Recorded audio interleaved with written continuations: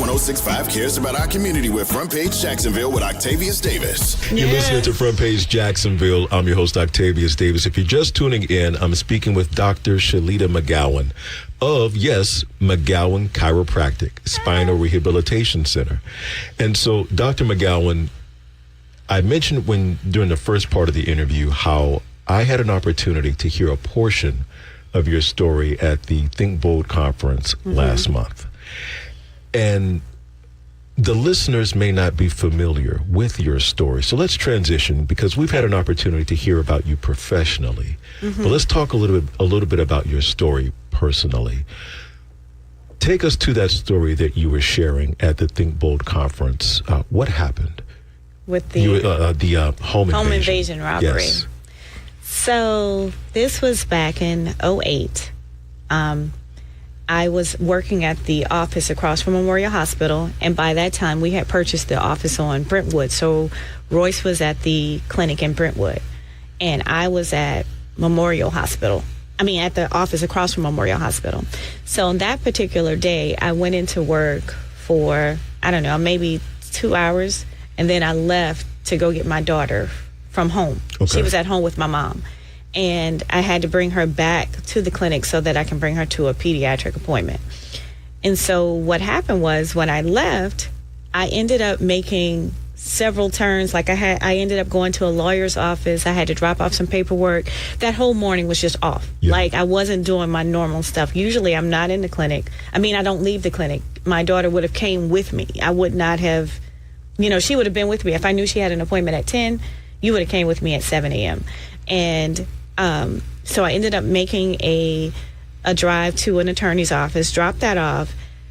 Then I went home on the phone with my cousin, just yapping. It's a normal day. We had just got back from a cruise.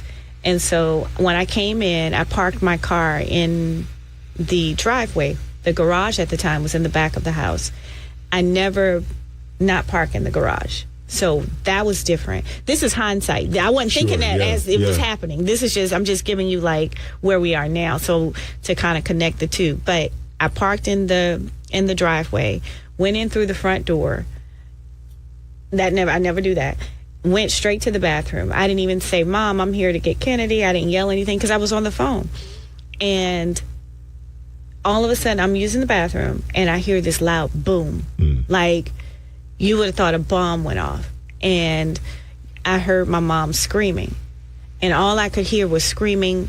She was screaming. I'm not talking about screaming I'm talking about just screaming. And the first thing I thought with the noise was something happened to my baby. Furniture fell or something. Because the way she was screaming, you knew something was wrong. And I jumped off the toilet, and I was still trying to, I don't know how Tiffany got off the phone. That's my cousin. How I got off, I don't know what happened. The phone was still, I don't even know where the phone was. I wasn't even thinking about the phone. And I was running, and I was trying to pull my panties and my scrub bottoms up as I was running out of the bathroom. And then when I turned the corner, I met a guy he was in my den, and I was coming out the hallway out of my master bedroom, and he put a gun to my forehead. So as soon as I turned the corner, I'm looking down, I'm running, trying not to trip, trying to pull up my underwear, trying to pull up my scrub bottoms. And as soon as I turned, bam. And he slapped it so hard to my head, my scrubs and my panties just stayed down. I couldn't even pull them up. So, because scrubs are loose anyway. They weren't. So everything was just at my ankles. And he flipped me around and put me in this chokehold, and he put the gun to my temporal, and he just started dragging me around the house. Wow. And then when he was dragging me around the house, I couldn't see where Kennedy was, but I could hear my mom. And all I remember was just dragging him when he was pulling on my hair. It was just my feet, I could feel my feet, how your feet are your feet are dragging. So I'm on a slant, so I'm trying to hold him to keep him from choking me. And then as he's pulling me, my feet are dragging, my panties and my scrubs are at my ankles, and he's just dragging me around the house like a rag doll with still the gun to my temporal the whole time. Is he communicating anything during? He was that telling me to moment? shut the F up. That's what he kept telling me. He was just like, shut up. He just kept saying shut up, and a lot of curse words. I was called everything but my name that day. And it was, and then he drugged me into the kitchen, and he was like, I don't know how my mom and my daughter got in the kitchen. We were all in the kitchen, and he still had me in a chokehold. And by that time, he had hit me on my head, so I had like blood on the side of my face. And I don't remember how he hit me. It just was a lot happening at one time. And he was like, shut up before, he told my mom to make my baby shut up before I popped the baby. That's what he said.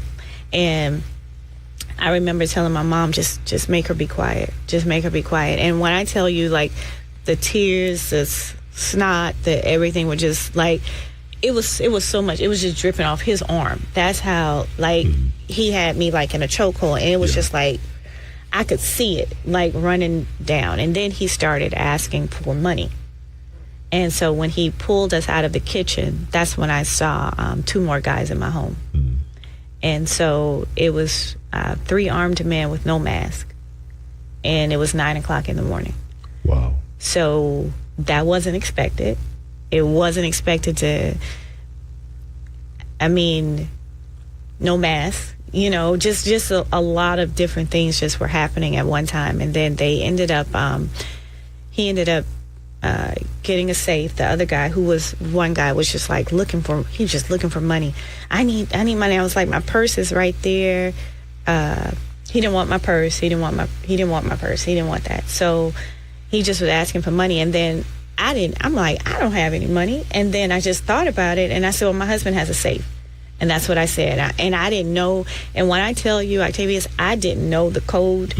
I would have had to call Royce and ask him what the code, because I didn't. I knew it was there, but I didn't need to know the code. I didn't need to know the code right then. But I was like, I knew where it was, and I told him where it was. And the guy came and he picked it up, the guy who was in the linen closet, and it was another guy standing watch in the foyer. So the 2 were in the bedroom with me now. So they were in Royce's closet, and he ended up getting a safe. And then he asked what was that, and that was a gun box. And so they took the gun box too. So they took the safe and the gun box. He picked it up, and mind you, like, when he's bending down picking that up, my body part is still exposed. Sure. So he's like down there, and we're at the same level basically, and with my body and with his head, it was just a lot going on, like, emotionally. And I just was like, what are they finna do? Like, it was I had no control.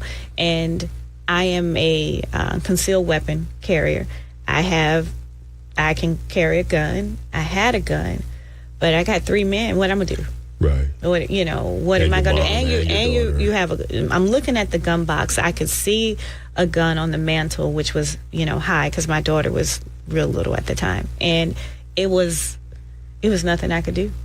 I couldn't do anything. And so as he drugged me out of the house, the guy picked up the safes, and he actually ran out the house. And then the other guy who had the gun to my head, he just started like pressing the gun into my head. It was almost like a constant like stop. And so all this was just like so bruised up, and I still have migraines, and they only come on that side now because of the way that he was hitting my head on that side with the gun, the amount of force. So I suffer from chronic migraines. But when he did that, when he turned me around, I started to pray for him. So audibly or within? Audibly. So it was like something came through my house, like a wind. And I know it sounds like what is she talking about? But when I watch a lot of scary movies, and you know how they talk about death, or they talk about, and it's this coldness that comes through, and it's like a wind or something. And the wind came through my house and in my bedroom, and it said, lay hands on him and pray for him. Wow. And I was like, I'm still crying. And this is, when I tell you this is all happening so fast, like your brain, that's when I realized how fast a brain can work. Like, I know we humans haven't even touched what the brain can do, right? Agreed. So when that was happening, it came again, but the voice was louder. And it said, lay hands on him and pray for him. And so I took this hand, because I was able to free it, and I put my hand up under his shirt, and I began to stroke his back. And I said, Lord, forgive him. I said, because he doesn't know what he's doing. And he was like, shut up, B. Shut up. You ain't got to pray for me. You don't have to pray for me. And I just kept rubbing his back. It was almost like trying to calm something. Like a wild animal. And he's not an animal, but I'm saying like just trying to calm. Soothing him. Yeah, and it was just, and I just kept praying for him. And I just remember asking God to forgive him. I don't even remember asking God to save my life. Yeah. I don't remember asking God to save my daughter's life. I just asked God to forgive him. And I kept saying that over and over and over again. And he was like, he was starting to tremble. I could feel like the gun was getting looser off of my head, and I just continued to pray for him. And he was, and even in court, he was saying he remembered all of that. Yeah. And I just remember, I just kept praying for him. He dragged me around the house. We came back into the den, and I saw my mom and my daughter laying on the floor in front of a coffee table. And my mom was covering it, and the guy was standing in the foyer. He was still there. But the guy who had the gun to my head, he was like, where are the phones at? Where are the phones? And at that time, we had house phones. And so he took the house phone, he pulled it from the wall, and we had marble floors, and he threw it on the floor, and the phone just shattered.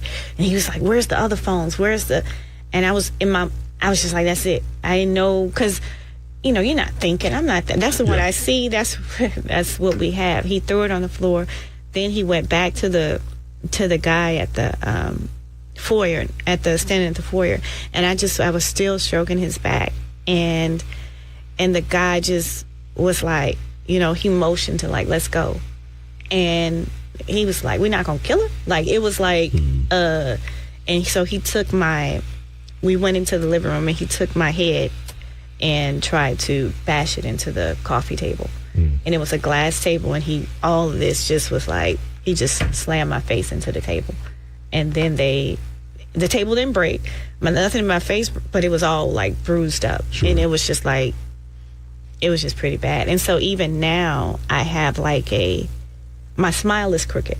So it's like it left like some type of nerve damage, but not like something that I could fix. So it pulls like a little twitch to the left for my face. And so it's like, so when you slam my face, you just went, and then already like hit my head and all this stuff. So it's just something that I just live with after that. But they ran out and ended up calling the police. I called Royce. I would have thought he flew there as fast as he got there. I'm sure. Yeah, him and the police, they all were pulling up at the same time. And I'm like, I just got off the phone.